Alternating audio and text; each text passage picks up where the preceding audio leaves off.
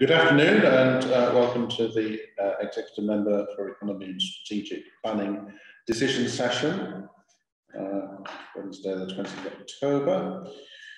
Right, just going through the agenda, declarations of interest. I don't have anything that isn't already on the Council's register of interests. Minutes of the meeting held on the 28th of September. I'm happy to sign those, so I'll do that now. Thank you very much. Item 3 is public participation. We don't have any registrations to speak today. No. And that rapidly brings us on to agenda item 4, quarterly economic update. Simon. Thank you, Councillor Waller. To quickly run you through the report, as ever, there's a lot of detail in there. I won't go into all of that now, but really to summarise, this is a report, of course, on the period up until essentially up to the end of September. We've seen a really strong summer in trading terms in the city, whether that's city centre businesses or beyond. Really pleased to see that national stats continue to show that York is among the best performing local economies in the UK. We touch on the end of furlough, which of course was actually at the end of September. Still really too early to see exactly what the implications are going to be of that. We presented the statistics for where we were with the latest picture at the end of August this year, so it gives an indication of who was going into September still on furlough.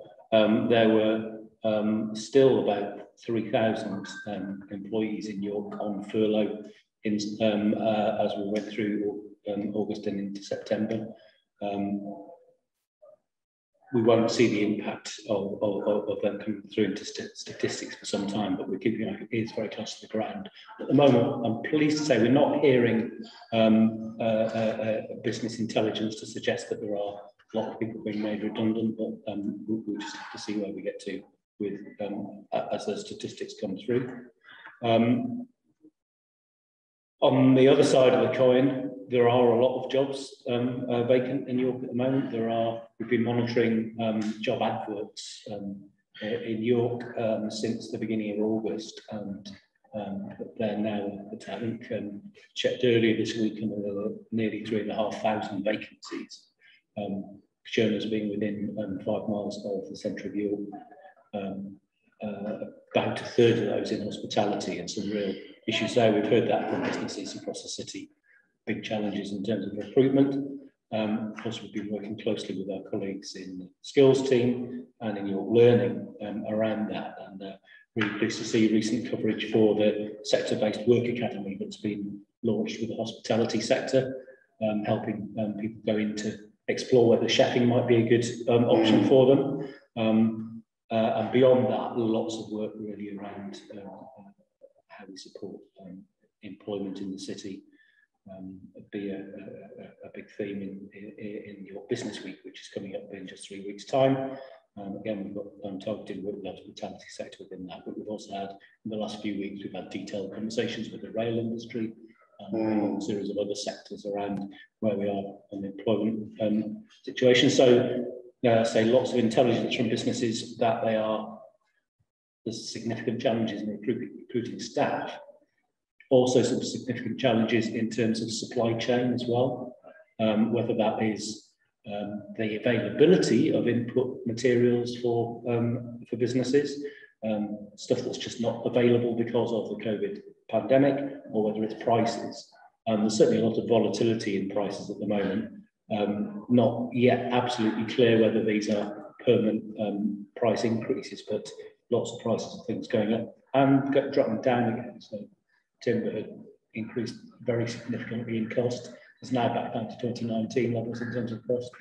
Gather things like chips and semiconductors. Some of those are something like 10 times the price that they were before the pandemic. Silicon chips. Silicon chips, yeah. Potato chips. Oh, not potato chips. Oh, well, I don't know. I don't think chips have gone up by 5%, but certainly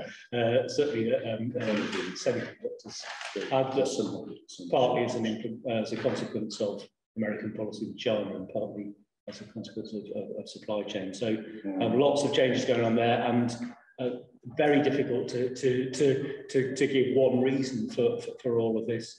Some of it's to do with COVID, some of it's to do with changing trading situation around the world, and some of it is a consequence of our own local trade changes in rules since we left the EU. Whatever the reasons, I'd say there are some significant challenges in terms of supply chain and in terms of recruitment. I said that the city centre has had a really good summer, and it's been great. And you'll see the appendix from your bid gives a really good summary of the data to show just how the city has recovered. Some concern at the moment, I think it's really worth noting in terms of COVID levels and where we are still within the pandemic. We've been working in recent weeks with our colleagues in public health around just refining the messaging about keeping up mask wearing and social distancing, and making sure that level of confidence to come into the city centre, knowing that absolutely there will be that respect for people who do not have to wear masks. And a lot of that messaging is how we make it clear to all the people coming to York to visit our city centre that York's somewhere that would like people to be careful. Without putting all the pressure simply on the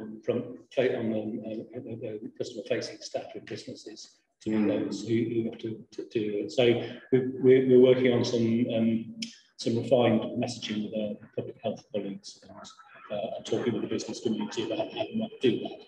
So I guess I've presented a very positive picture of the York economy here. I'm still very confident we're in a good place as a city.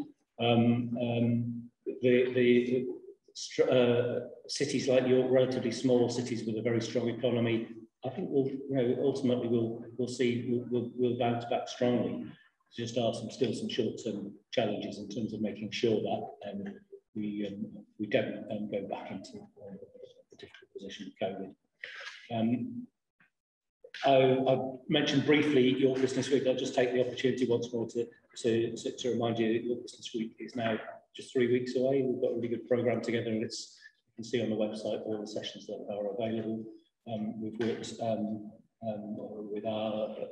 in the last quarter, we've been joined by our colleagues from the Make It York business team. It's been really good to be working more closely together, and one of the first things we'll be able to show from that is hopefully a really strong business week, which will have some very interesting content. We've got some series of sessions that we're organising ourselves, but it's very much a partnership event, and there are things on there from all sorts of directions. But from a council perspective, we have sessions on sustainable building, on the whole skills agenda, on mental health in the workplace, and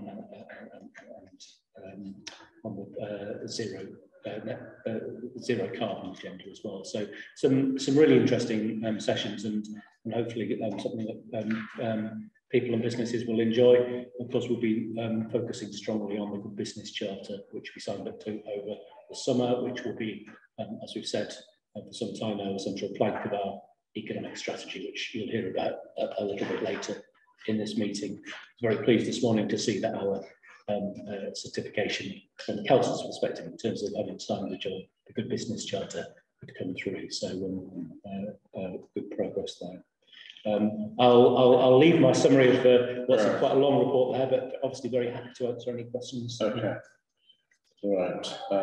Thank you for that. I think the information on the city centre footfall, and in particular the Food and Drink Festival,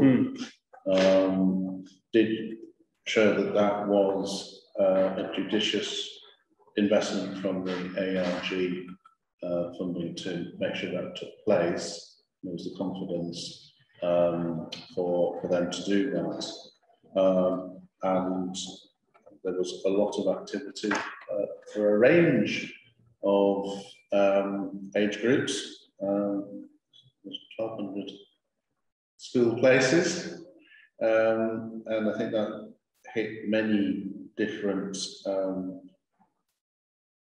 targets. Particularly enjoyed the rescue food waste session. Councillor Rosie Baker was there, and I think that showed that it brings in a wide range of organisations. So I think the end of furlough has indeed been something that we were anticipating. Perhaps not all of the changes have resulted from that as yet, but I'd like to thank staff for organising the jobs fair. That was interesting to have the opportunity to speak directly with employers as to the challenges that they were facing, but also hearing the ways in which they are making jobs more flexible to attract people into them, and did make up with people from Kickstart and from other organisations who are helping that transition for those people who found themselves out of work. How do they get into the jobs that are available? And I think the work that the hospitality sector is doing on the boot camp for kitchen staff demonstrates that they are really engaging themselves in the solution. So I think that's a very helpful pattern that's emerging across the city, but obviously as executive member, I'm asking people to highlight any hurdles, bottlenecks that we as a council, we can't do everything, but what we can do is to collate this and lobby for improvement to the government schemes that are in existence.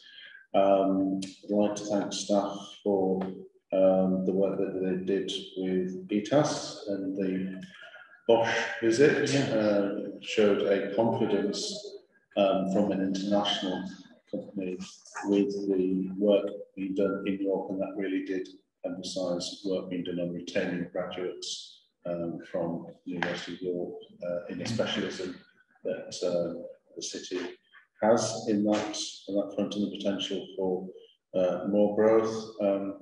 In terms of the public health messages, that was something that came out very strongly from the LNER stakeholder conference, that they themselves are developing messaging on board across the route and with other train operating companies to get that level of awareness of what used to be COVID regulations, and now is effectively COVID etiquette, and just trying to get that through, both in terms of the pressures on staff members, and that goes for retail and hospitality staff within the city. So I think there's some strong connections there.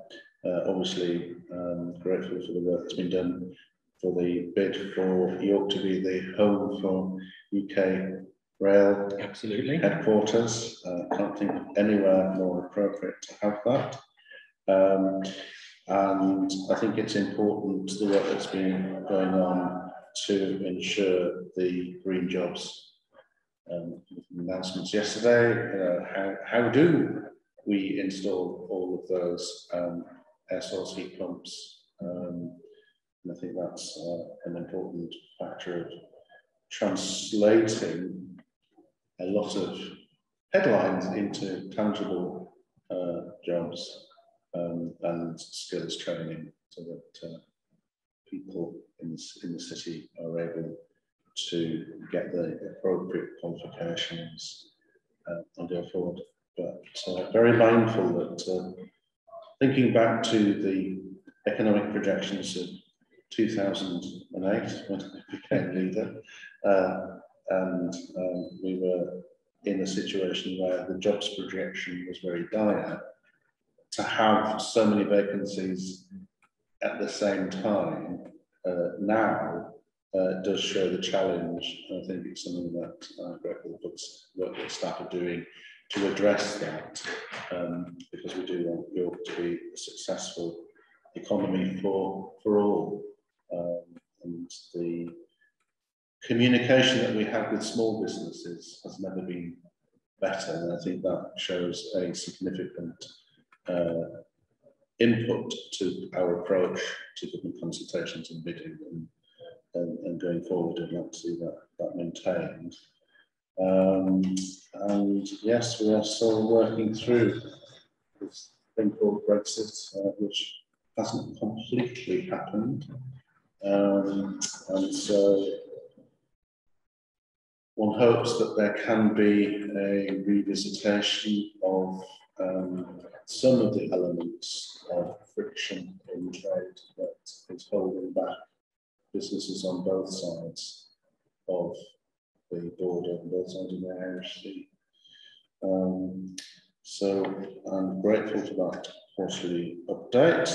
I think it's useful to have all of that in one document. So I'm happy to note that. Right, so that brings us on to item 5, Economic Strategy Progress Update. Thank you, Councillor Waller. So this report basically provides an update on the development of a new inclusive economic strategy for the council and for the city. We've taken a number of updates to your decision session over the last couple of years. The most recent one before today was in April, where we set out plans to undertake widespread engagement on the economy, but also on the overlapping themes of carbon reduction and transport as well. So that activity took place over July, and in total, just under 2,000 residents participated in that engagement activity. We also engaged with just under 100 businesses, and whilst we recognise that the business voice was quite limited, we do plan to do further engagement with York businesses to make sure that our economic strategy reflects their needs and aspirations.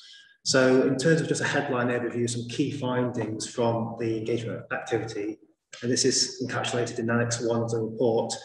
I think in terms of some key findings, I mean, the vast majority of both residents and businesses support York's ambition to be net zero by 2030. More than two-thirds of workers are expected to work from home more in the future than pre-pandemic. 2 in 3 workers are interested in learning new skills, with advanced and specialist ICT skills and management and leadership being the most in demand. But also 1 in 5 residents in employment feel worse off financially than they did do 12 months ago, so before the pandemic. And actually half of those respondents fell within the 25 to 39 age category as well, so that's quite important to note. And 40% of workers who work part-time do so to have a better work-life balance, which is quite an interesting finding. Other workers working part-time did so for caring responsibilities and other reasons as well, but that 40% figure is quite interesting. And from a business point of view, I don't think this one will be a surprise, but generally there's lots of positivity about operating in York. But in terms of the biggest weakness that businesses saw of the actual business environment here in the city was the availability and the cost of land and premises. And this has been a consistent message that we've heard for many years. Obviously, developments like York Central, York Guildhall, and obviously Button Quarters now available. Those are obviously important in meeting that demand, but we know that actually there'll be further demand from businesses in York looking to grow, but also in investment too, which is also important for job creation and ensuring prosperity locally as well. So, as well as this these findings, we've also engaged with Citizens Advice York on what their client needs were, and they undertook a survey during a similar time, and they interviewed just over 200 of their clients between the same period. And we've also, in the appendices, contained a report on those findings. But in short, that survey found that clients who were already in employment and those without a disability or health problem were probably more confident about their employment prospects, which I guess isn't a surprise. Those with long-term health conditions did face significant difficulties in finding employment, and also clients were more likely to report that the pandemic had a negative impact on their mental health rather than on their employment situation. So just thinking about the mental health issues of the pandemic, and clearly that will also impact on people's ability to actually find sustained employment as well. And obviously, Simon mentioned about York Business Week. There are quite a few sessions around mental health, both on a personal level, but also in the workplace as well. And we know that employers are very keen to tackle that agenda. It's been an agenda that's been on the rise recently. We've seen the Time to Change movement. It's also really important in ensuring that you bring the best out of your employees and they have the right working conditions to provide their best. So thinking about phase 2 engagement then, we're currently working with communications around how we further engage residents and businesses over this month and into November. Again, it will be through the medium of our big conversation. And what we're looking to do is demonstrate how existing feedback has shaped the council's thinking and approach to strategy, but also looking to address some of our gaps in our insight and also sense check some of the findings. So moving on from engagement, I can now briefly mention about our economic evidence base. And we have, again, taken this work to your decision session a couple of times, and most recently in January. Since then, we've also been updating the evidence base. We know that data is being updated all the time from the ONS and other sources. So we do want to provide a most accurate picture of the York economy as possible. So in our evidence base, which is also an appendix to this report, we look at York's level of productivity, we look at wage levels, employment mix, numbers of business startups, skill levels, housing affordability, and also the economic impacts of COVID, which Simon's also briefly mentioned regarding the quarterly economic update report. But we also look at forecasts for growth and employment as well to give that sense of how we're predicting York's economy will be faring in the coming years. And actually that picture is very pleasing, as we've already touched upon as well. And we also look at the York's propensity for green jobs as well, which you've already alluded to as being a key feature of our forthcoming economic strategy too. So I don't want to delve too much into detail on the evidence base per se, but just some headline figures. I mean, clearly from a GVA point of view and productivity point of view, we are performing really strongly in terms of our overarching aim to grow high value jobs in York, which has been kind of our fixture of our economic strategy since the financial crash in 2007. That's had significant success. The data in the evidence base shows 17,000 high value jobs created in York since 2005. The most recent cut of the data has shown that actually that's gone past 20,000. So really good success there. We know that pay in York is close to the national median and higher than most of Yorkshire and the Humber. And we also have high skill levels, or the highest skill levels of any northern city as well. So some real big assets for York there. In terms of, I mentioned the forecast, so into the GVA growth, we are predicting a real success there, pretty much tracking the national average has been forecasted for the next kind of 7 years. Equally on employment growth, again, it's a very positive story there, exceeding those of the City region and also York and North Yorkshire as a comparator area. So yeah, despite this kind of overwhelming sense of positivity, we clearly do need to think about the hardship and the lessons of the last 18 months during COVID. And clearly from our thinking about our economic strategy, inclusive growth will be a key feature. We know that not all residents benefit from the York economy. Not all residents have a positive experience of working and living in York. So how do we make sure that all residents can benefit from York's economy, and equally all workers, no matter whether they live in York or live outside of York? And we know that part-time work in York is largely based in low-paid sectors, and we do need to grow the amount of part-time work across the economy to make sure that people are able to benefit from that if that's their chosen avenue to work.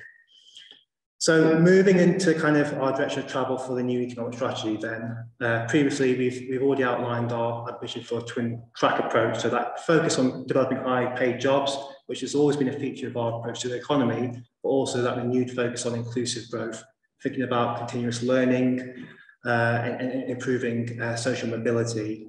And a link to that, we're also looking at two cross-cutting themes as well, that idea of 21st century jobs, so the adult learning piece, but also thinking about that green economic recovery. We know how important it is. We know there's opportunities for York, thinking about some of our bioeconomy strengths, our agri-tech strengths.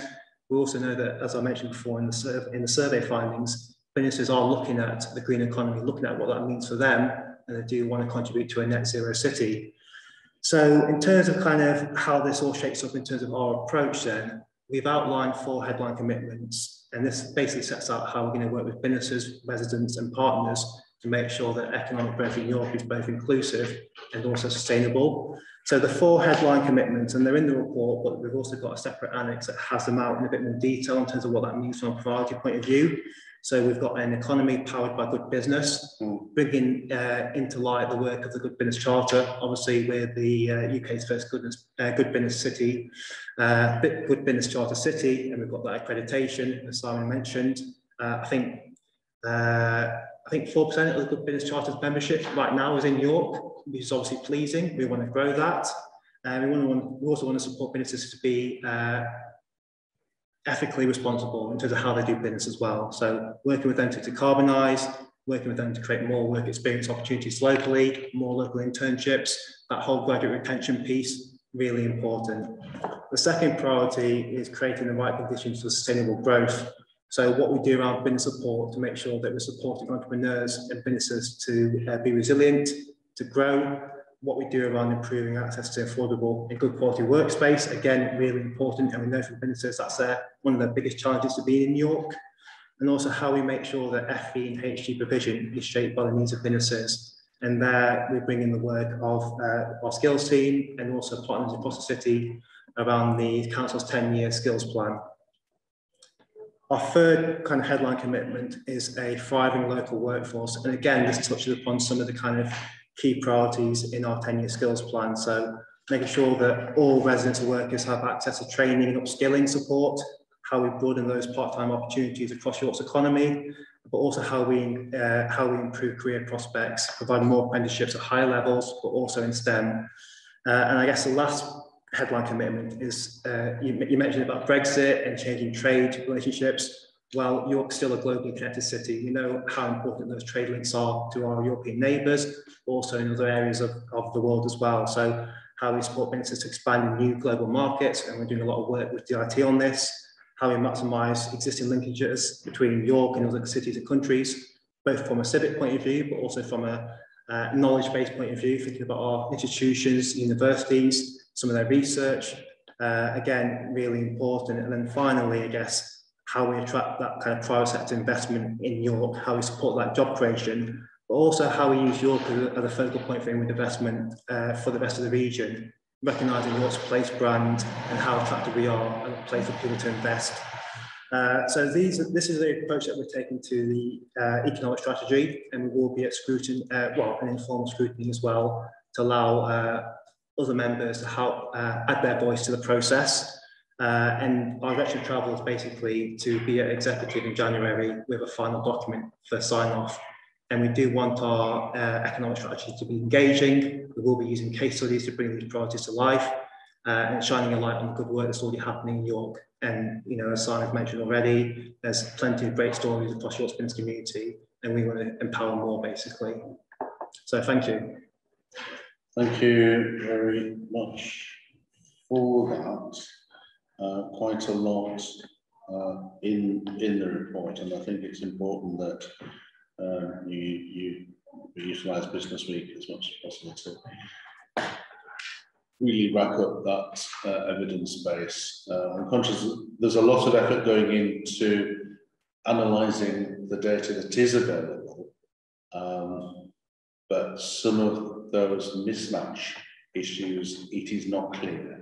And therefore, whilst there has, spoken with a wide range of businesses, there's anecdotal information. The more that we can gather to show what steps need to be taken locally, then that really is important. And I'm sure that all staff are doing that. I think in terms of the high value jobs, it's important about raising everybody's wage, because you can increase the average wage by having a few people benefiting a lot, but it's about making sure that everybody is benefiting. So I think that's something that needs really to be emphasised within this, and also raising aspirations, and that is about getting to the 8-year-olds and saying, have you thought about what you want to do next? It's going to be an archaeologist until my junior school teacher persuaded me that actually science was quite interesting. So I think, and the STEM discussion is about getting more women into STEM. My lab partner from college is now the heliophysics director for NASA. So it shows that education can get you to high places. On the broadband, I'm sure that many cities would love to have the figure of 73% of residents saying that their broadband speed met their needs. I'm interested in the 27% of people who aren't. It was very striking that Germany, who normally gets its infrastructure very, very organised, rural broadband was a key issue in the recent general elections. So I think it's about identifying those areas that work is needed. And I think from the business perspective, it's less clear whether their broadband meets or does not meet their needs. We're getting a bit of an uneven picture. And I think this has also been something that we've been hearing during COVID as well. Some are okay, some are struggling, especially with home working as well, which goes into the residence piece as well. So clearly a lot more work needed to find out where the issues are and what we can do to help solve those as well. I think on top of that, there's a question of how fast is the broadband that comes to the door of your office. There's also then a big issue in terms of the digital sophistication of businesses in using that broadband to make sure all of their staff can connect as well. So and whether all of their staff understand how to use the equipment, as someone has to be persuaded to use Teams.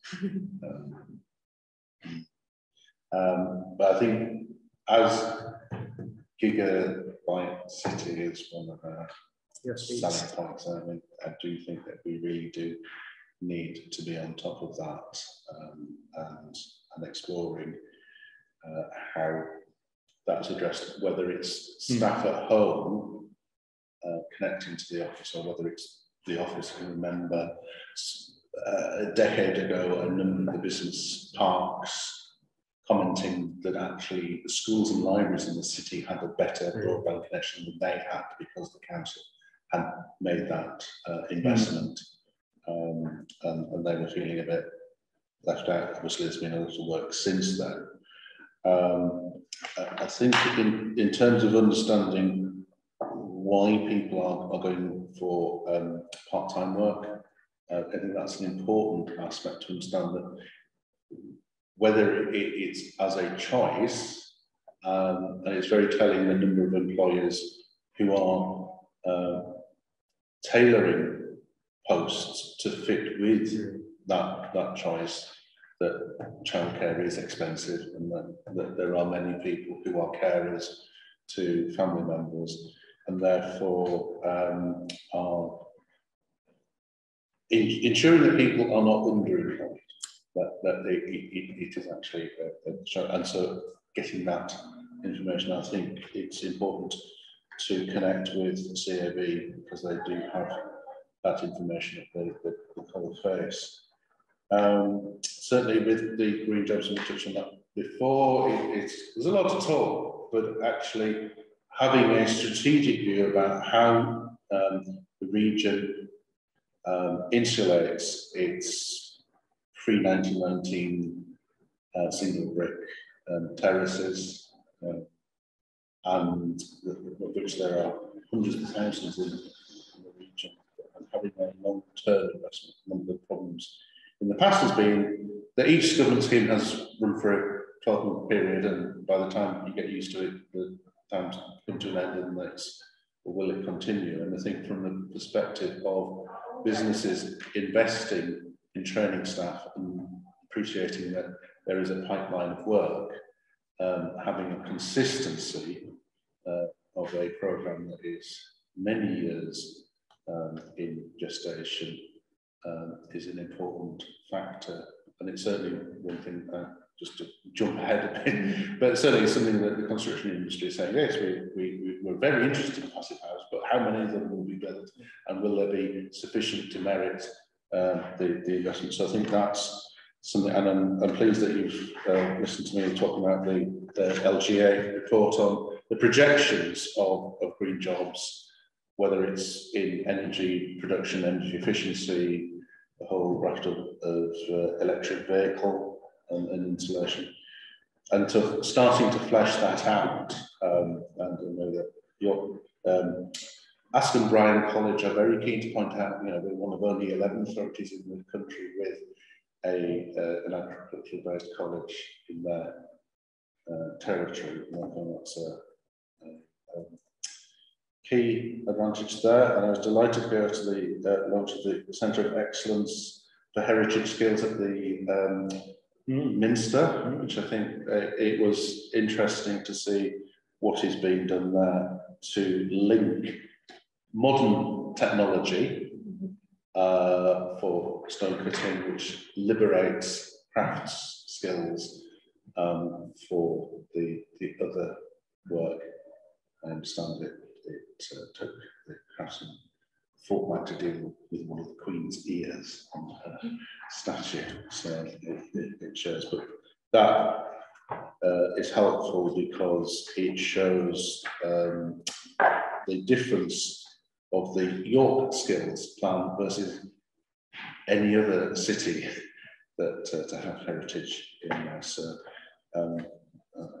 it's just that Joe's been meticulously noting down the comments that I've been asked to provide in response to the item. So with those comments, I'm happy to accept the item. That sort of neatly segues into Alison's report on the apprenticeships update. It does, thank you, Councillor Waller. So the apprenticeship update paper covers the last 6 months up to the end of September. And it tries to give you an idea of what's happened and happening in the external market in York. And we talk about a 15-mile radius when we talk about York. The work of the Council's International Apprenticeship Hub. And then also the way in which the Council's levy funds are being used to support recruitment and staff development with our own organisation, but then also through the process of levy transfer, other organisations, particularly SMEs in the city. So starting at section 20, that talks about the apprenticeship market in York. And the one caveat to put out here is that when we talk about start figures, so you'll see that there's 800 new starts, that is actually to the end of Q3, which in an apprenticeship world is the end of April 21. So that is a lag figure, and we won't get the full year report until probably late November at the earliest. Right. But what that 800 new starts does tell us is that we're at about 82% in terms of the number of starts compared with the full year last year. And nationally, the national figure is around 78% for this full year. So you can see that we're on track compared to the national average. It is still lower than pre-pandemic numbers, but as I say, the apprenticeship year will end at the end of July. So the resurgence in vacancies that we've been seeing in the late part of the summer through to now, which is around an average of 200 a week, hasn't actually yet translated through to the number of starts that we can actually report on. What I would say is it echoes what Simon said in the quarterly update. So we've got around 200 vacancies per week. At the lowest point in the first lockdown, that went down to a low as 20 in the city. And we were recovering to around 60 in April in my last report. And again, pre-pandemic, that was around 80 per week. So you can see where we're operating at the moment. Around 50% of those vacancies tend to be retail, hospitality and tourism, which was decimated 6 months ago. But again, 50% is quite high. The actual apprenticeship market was around 30% pre-pandemic for those sectors. I think a good news story that we don't always recognise is that actually we've got more than 2,000 apprenticeships being undertaken by residents in the city at this moment in time. And obviously they could have started 1, 2, 3 years ago, but we actually have people engaged in apprenticeships. So in terms of the work of the International Apprenticeship Hub, we exist really to connect, as you've talked about in this match, it's around connecting those apprenticeship opportunities, connecting businesses with the funding and national initiatives and local support and provision, but equally potential apprentices with those opportunities. We've done this in a number of ways with different audiences, but some highlights include our weekly mailing of those vacancies directly to people's inboxes, we've got about 500 people, that includes parents and young people on that mailing list. We've held Facebook Live events. One in particular was for school leavers, and we had around 656 views. I think what was different around that one as well is we were talking about all progression routes, including apprenticeships, but we also included self-employment and startup support in that one. And from a business engagement perspective, our business engagement officer through the hub has supported 55 businesses, and 13 of those were around apprenticeship levy transfer inquiries. So apprenticeships at the council, that's from section 41 onwards. Again, the current figure is around, we've got 53 active apprenticeships.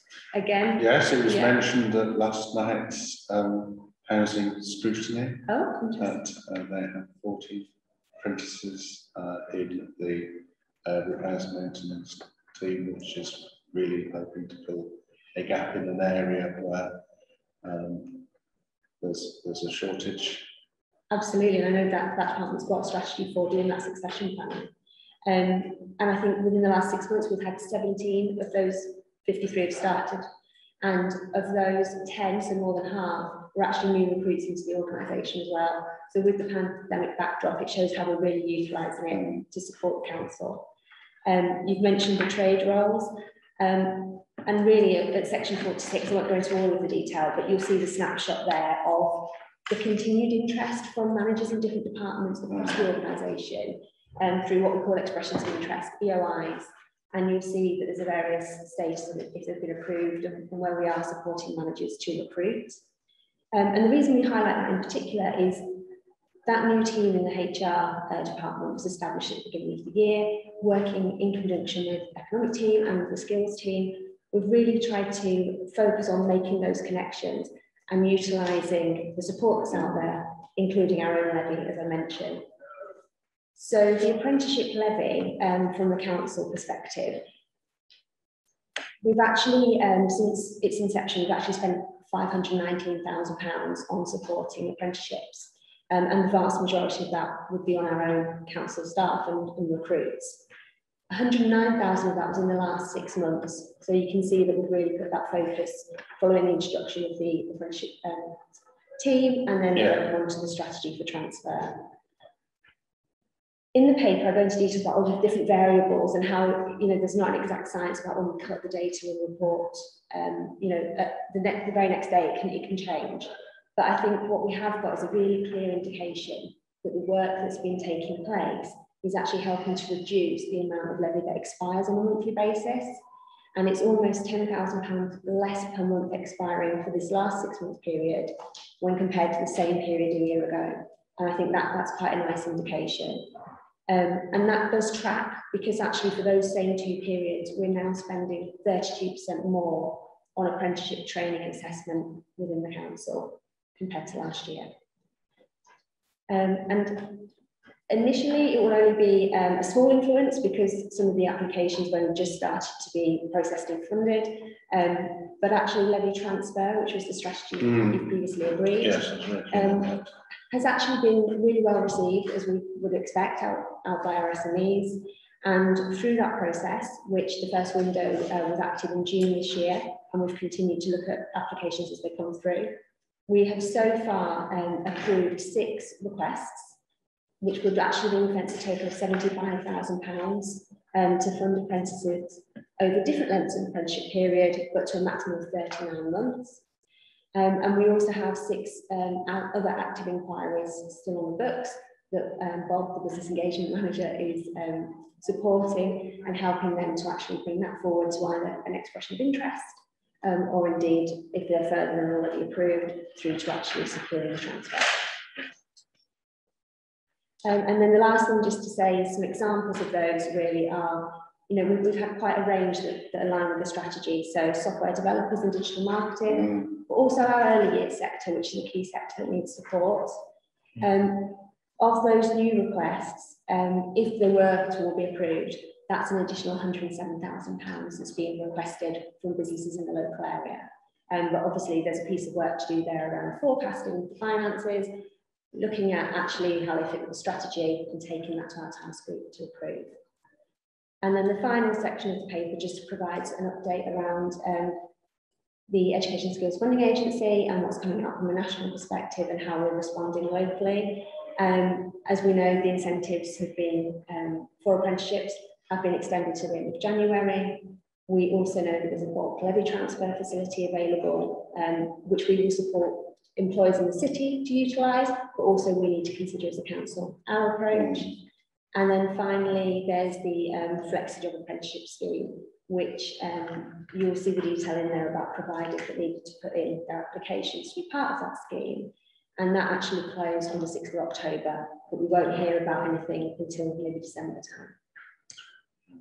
Okay, thank you for that update, and I appreciate the work that's gone in since there's been a focus on making sure the levy, as much of the levy was spent locally as possible, and that to have £75,000 transferred is a very positive step.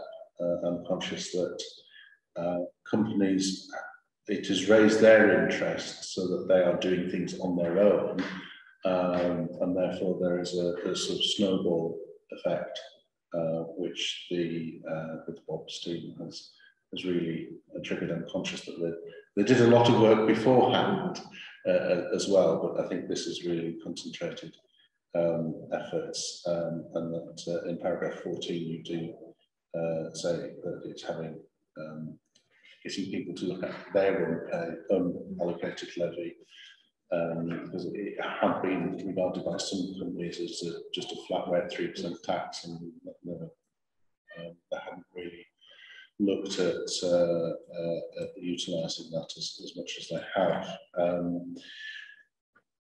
I'm conscious of the work that's been done with Kickstart, and had a good discussion with the local team at the Job Centre on Monday.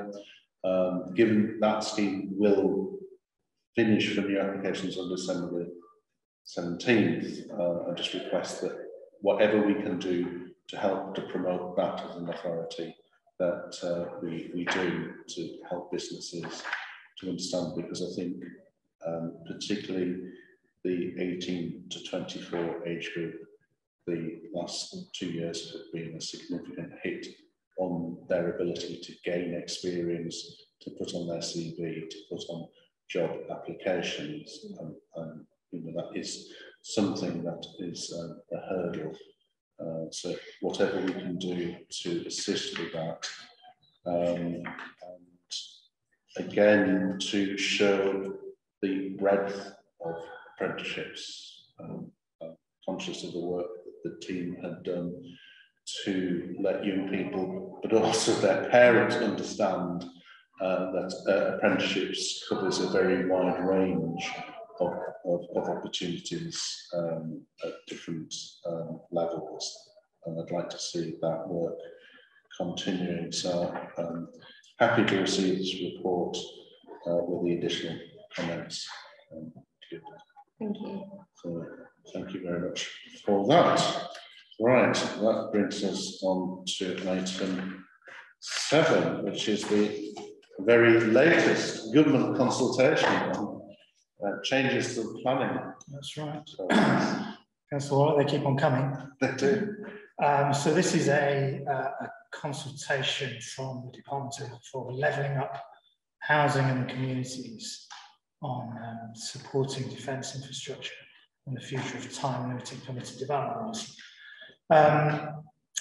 So this seeks to introduce some new permitted development rights into the planning system, and that includes making 2 of the temporary rights, COVID-related rights, which were introduced during 2020, making those permanent.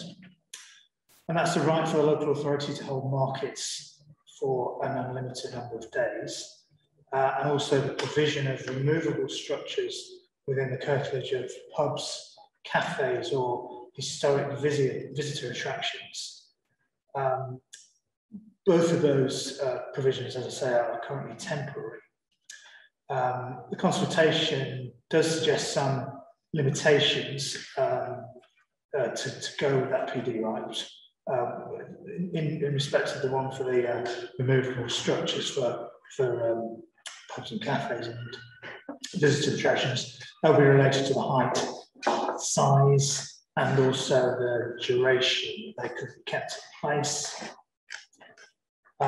The second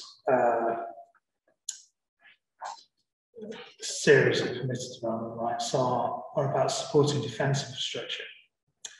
So the idea is to allow new or extended single living accommodation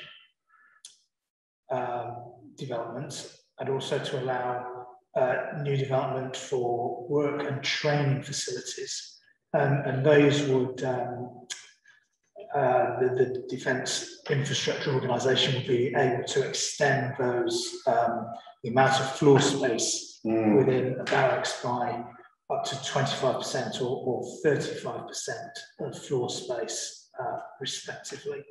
Again, the permitted development right would be subject to limitations, generally in respect of height, distance to boundary, but also those overriding figures of the increase in the existing amount of floor space within the barracks site. So there are a series of questions set out in the report. Don't intend to go through all of them. I think I'm grateful for officers bringing this paper. Appreciate not every local authority will do this, but I think with the specific interest in heritage buildings, that this was a key point, but also getting the balance between those permissions that have been granted during COVID to keep businesses functioning, but also if these become a permanent feature of permitted development, what that effect will be on a wide range of issues. I'm conscious of the consultation going on in the city centre about the changes there. In terms of the market, I'm keen that there's consultation engagement with the shambles market traders, so that they are not left concerned about the ramifications on them, because they are a key feature of the economy of the city centre. In terms of the defence infrastructure,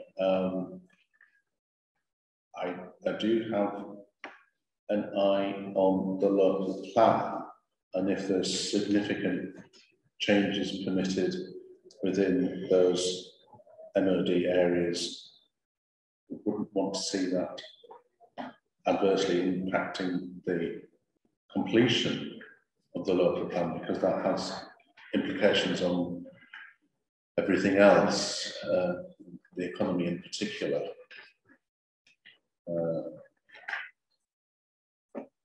So can you comment on those aspects? There's Becky. Hello, is that Becky? I'm here.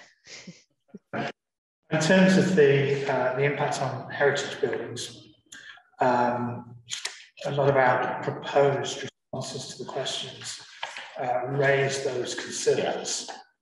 The temporary permitted development right for removable structures, when it was introduced, probably for the first time, was a permitted development right which allowed development within the coverage of listed buildings. That doesn't generally happen. Generally, the limitation excludes listed buildings from those rights.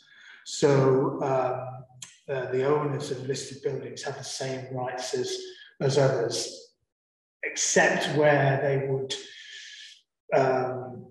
proposals would be fixed to listed buildings, so they would still need listed building consent. But for standing structures, there's no such control at the moment, and that's a question that's asked whether we will be supportive of that, or whether we should whether we consider that there should be further limitations put on development within the coverage of listed buildings. And of course, within conservation areas as well, most of our Yes. Most of our entertainment areas, late night activity areas are within the central historical conservation area, so that can make could have a big impact on the quality of the area. And there's obviously a need to balance. Yes. During COVID, it's been very useful, I think, for both the authority and for owners of premises, because with the best will in the world, you have to put in a planning application. It's open for consultation, and it can be a time-consuming process. Yes. So it's cleared the way when there was an imperative on introducing measures to help those businesses survive. Yes. I'm conscious that there's also a very strong body of views in the city about what happens in front of listed buildings and what happens in destination. I'd suggest in terms of, because it's specifically about removable structures, so they will always be of a quality which allows them to be taken down and put up relatively quickly, and that's something that we might be concerned about. Yes, it might not be the same as the field of the cloth of gold. Structures. In respect of the markets, what I would say is it's a permitted development right for the local authority. So it's not a permitted development right which would allow any landowner to hold a market for any period. So it's a permitted development right which is only for or on behalf of the local authority. So the local authority ultimately has that decision to make outside the so there would process. Be a public decision session that would guess so, yes. Yeah.